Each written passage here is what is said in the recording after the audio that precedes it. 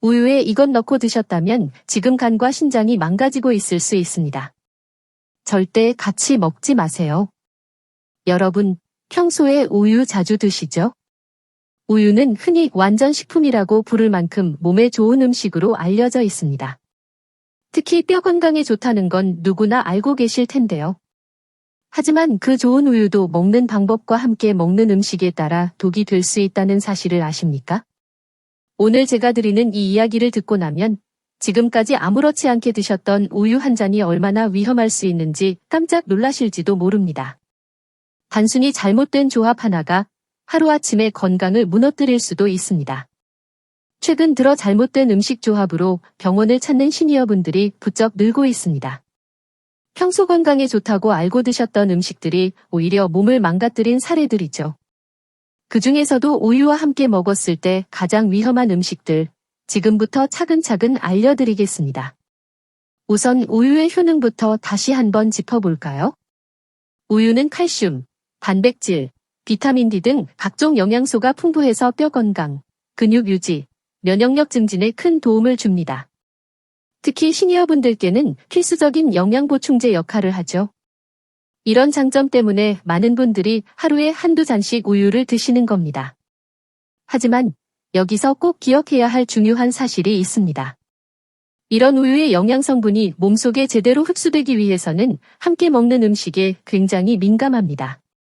함께 먹는 음식에 따라 흡수가 막히거나 오히려 독성 물질로 변할 수도 있는 겁니다. 그렇다면 우유와 절대 함께 먹으면 안 되는 음식은 어떤 것들이 있을까요? 첫 번째는 바로 감입니다. 감을 드시는 분들 많으시죠? 특히 홍시나 단감을 후식으로 자주 드시는데요. 우유와 함께 감을 먹으면 몸속에서 아주 치명적인 현상이 벌어집니다. 감에는 타닌이라는 떫은 성분이 풍부하게 들어있습니다. 이 타닌이 우유의 단백질과 결합하면 순식간에 위장 속에서 딱딱한 덩어리를 만듭니다.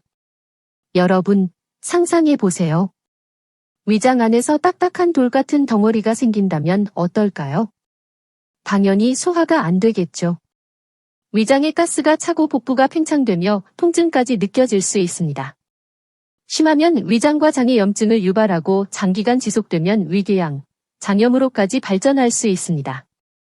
두 번째로 조심해야 할 음식은 레몬이나 오렌지, 귤 같은 산성 과일입니다. 많은 분들이 우유를 맛있게 드시기 위해 과일 주스를 섞어 드십니다. 하지만 산성 과일의 산성분이 우유의 단백질을 급격히 응고시켜 소화되지 않은 상태로 장으로 내려갑니다. 이렇게 응고된 덩어리는 장 속에서 부패 과정을 거치면서 독성 물질과 가스를 생성합니다. 장이 약한 시니어분들은 이런 현상이 반복되면 장 점막 손상과 심각한 염증, 심지어 독소가 혈관을 통해 간과 신장에 전달돼서 장기 손상까지 일으킬 가능성이 있습니다. 세 번째는 바나나입니다. 바나나는 많은 분들이 우유와 함께 스무디 형태로 자주 섭취하는 음식입니다. 하지만 이 바나나와 우유가 만나면 몸속에서 아주 위험한 상황이 발생할 수 있습니다. 바나나는 칼륨이라는 미네랄이 아주 풍부합니다. 우유에도 일정량의 칼륨이 들어있죠. 이 두 가지 음식을 함께 과다하게 먹으면 몸속에서 혈중 칼륨 농도가 급격히 올라가는 고칼륨 혈증 상태가 될 수 있습니다. 고칼륨 혈증은 특히 신장 기능이 약한 시니어분들에게는 매우 위험한데요. 신장 기능이 급격히 떨어지고 심장 박동에도 문제가 생겨 부정맥이나 심장마비 같은 심각한 상황을 초래할 수도 있습니다. 실제 사례를 말씀드리면 매일 아침 바나나 우유를 꾸준히 드신 한 시니어분께서 어느 날 갑자기 근육에 힘이 빠지고 심각한 현기증으로 병원을 찾으셨습니다. 검사 결과 혈중 칼륨 농도가 위험 수치까지 올라가 있었고 응급투석을 받아야만 했습니다. 이처럼 아무것도 아닌 작은 습관이 심각한 결과를 초래할 수 있습니다. 마지막 네 번째는 약입니다.